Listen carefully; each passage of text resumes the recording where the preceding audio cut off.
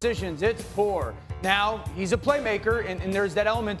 He's got to get the consistency back with both his throws and his decision-making. He got bailed out a little bit by the overall team that they were playing. Too much YOLO ball. Well, did we not see, obviously, the most noteworthy play is the one that he makes in the back of the end zone yesterday when he made what might very well have been the worst decision that we've seen any quarterback make and may have let you off the hook forever. There it is. There it is.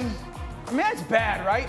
Oh! I would never. I would never. No, you wouldn't. No, you would not. You would not have thrown that ball, Dano. 2 points. Nobody's going to say the obvious. That's a 5-point swing right there. That's exactly right. Yours was only a safety. Yeah. I mean, this is a much worse play. Rex, you were saying to us yesterday on Sunday, here's Dan's play. Artie, we didn't need to run That's a smart play by Dano. Anybody watching this show has seen it. It's such a Artie, come on. Yeah, and that's... They got it and throw it. Anyway, but let's not lose focus on what we're talking about. Rex, you during Sunday Countdown yesterday suggested you're not sold on Jordan Love. No. And yesterday, I think he lived up to a lot of what you were saying. Why? Of course he did. 30 years of experience, and that's why, because I know what I see. What do you see? And to me, he can occasionally be reckless with the ball. Does the guy have amazing talent? Oh, hell yeah, he does.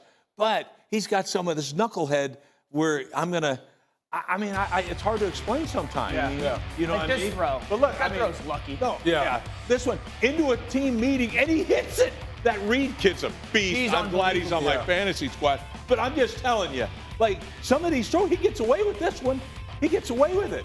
Yeah, no way you should throw that. And when I made my statement, everybody looked like I had 3 heads, which you usually do with some of my comments. But I'm right. I end up being proven right. He was a popular pick before this season to be league MVP, and I'm one of the people who picked that because he looked like he was ascending so much at the end of last season. How much of what we're seeing now can be attributed to the fact that he was hurt? Yeah, I think part of it. I do think part of it. I mean, one of the words that stands out in my mind when I've watched him is he's not firm with much right now. Firm with his decision-making, firm with his throws.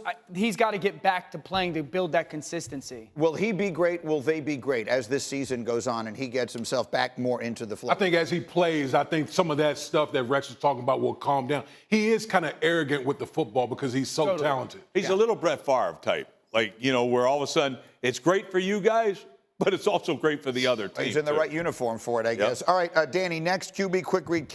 Okay, let's talk about this because a lot of people are piling on Jordan Love, and it's just like let's relax, okay? Let's relax because I got news for you. All these superstar quarterbacks, especially modern superstar quarterbacks, make some questionable plays because that's how great they are. Because they constantly push their talents to the limits. We see Lamar do this. We see Josh Allen do this. We see Patrick Mahomes do this. We see every great quarterback make some of those throws where you go, that was amazing, but also was that a little lucky, right? Like what was the story here? And also when they're not so fortunate, you're just like, oh, come on. Just check it down. Just throw that 7-yard pass. So to single out Jordan Love as if like this is unique to him and you're not sold on him is just honestly kind of absurd to me. He was trying to make a play in the end zone, right? He was trying to avoid the safety. He's still a young quarterback. Those things are just going to happen. To me, that was more of like a freak accident than him just being silly. He wouldn't have done that if he was at his own 30, or for instance, or something, right? Like he was just, it was a frazzled, more desperation play. And again, maybe it wasn't the best decision.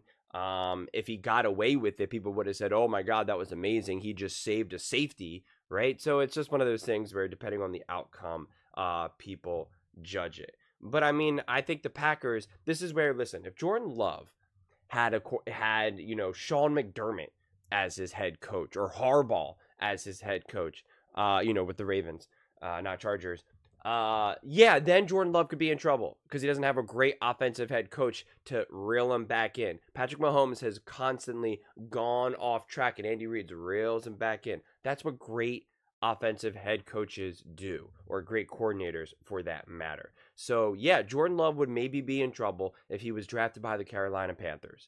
But you're very fortunate that he has Matt LaFleur, who will make sure to maximize everything that Jordan Love has to offer. And when Jordan Love starts to get a little rough around the edges, they can smooth it out. We need any more proof than this? I mean, they kept running the ball. I mean, everything that the Packers kept doing, they just kept running it and running it and running it. And they were setting up Jordan Love for nice, easy plays. I mean, the one throw, right? The second touchdown, it was just pitch and catch. And then Kraft just looks like he's just he looks like he's cartoonishly bigger and stronger than every other person out there. And then you saw Romo on the broadcast was just like, that was just absolutely beautiful, perfect play calling. You know, like he was just like, it was like, this is a thing of beauty. Those are the things that keep the Packers team moving forward, that keep Jordan Love settled.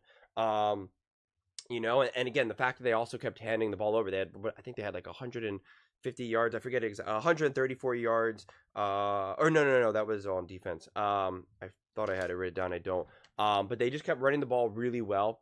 And it made me think of the GM quote, from the New York Giants, where, you know, I think it was the GM who said this, where he was like, we didn't pay Daniel Jones all that money to keep handing the ball off to Saquon Barkley. And it's like, well, that's what a poorly run franchise would say, because they just paid Jordan Love all this money, and yet they're still making the run game a huge part of their team, of their approach, right? And that's what great coaches do. That's what great organizations do. They go, we're going to put our team in the best position to win, right? Not just because, well, we paid this guy money, so therefore we got to use this guy. Like that's not how it works. And they're obviously still utilizing Jordan Love. It's not like they're hiding Jordan Love. Maybe you have to hide Daniel Jones, but you don't have to hide Jordan Love. I think Jordan Love will always have a little bit of reckless in him. Again, just like Josh Allen, just like Lamar Jackson, just like Joe Burrow, just like Patrick Mahomes, just like all these quarterbacks have. You know who didn't have a lot of reckless, as Green Bay Packers fans would know, is Aaron Rodgers. And because of that, Aaron Rodgers didn't come up in a lot of big moments, right? Because he didn't throw a lot of interceptions, which on one side is really great, but it was also like he didn't put the Packers in a position to overcome a lot, right? Like that was just his style. He always wanted to take care of the ball, which again isn't necessarily a bad thing, but at the same time, like I said, Patrick Mahomes, I always use this quote because it's necessary. Patrick Mahomes has 5 interceptions and 4 Super Bowls, right? Sometimes you gotta risk it. Sometimes you gotta take chances, and it's not always going to work out for you. So that's just part of it, right? I mean, if you're looking for a quarterback who just never takes chances or who never turns the ball over, you're going to be confused, right? You're not going to find it. You're going to be lost. So I think there's such this heightened aspect of this because right since his return from injury, he has 6 touchdowns and 4 interceptions.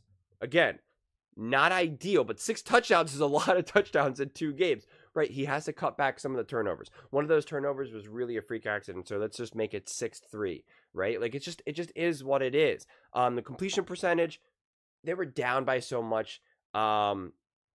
His first game back, right, and they had to just sling it, right? Like it was just backyard football. I gotta just throw to get ourselves back in the game, where it was either just going to be a touchdown or an interception, right? Like that was eventually the game plan last week. So I'm not gonna get too lost in the completion percentage. It's not like he's just throwing the ball into the dirt and just making awful, inaccurate throws, right? This isn't an Anthony Richardson type of situation. So yeah, I just mean, I just think this is just such a highly run organization, right? Like even what was it? It was a 3rd touchdown. It was 6 runs and 2 throws, right? I mean, it's just too well coached of a team to like have concerns, right? Where people now have to question the Packers or question Jordan Love or question how far they can go. Or kind of implying that they feel silly for saying that Jordan Love could have won MVP. His season got derailed by getting injured in the very beginning. He's now getting reintegrated. I see this more as his 2nd game of the season, right? I really discount the first game because if you play a first game and then you get injured immediately, there's no momentum building. So I consider last game his first game. That game got out of control quick. The Minnesota Vikings are the best team in the NFL right now, so that's a tough matchup against Brian Flores.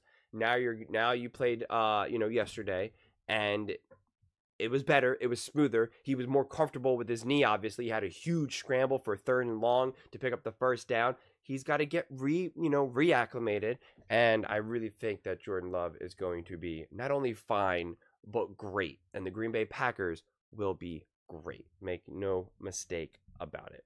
But those are just my thoughts. I'd absolutely love to hear yours.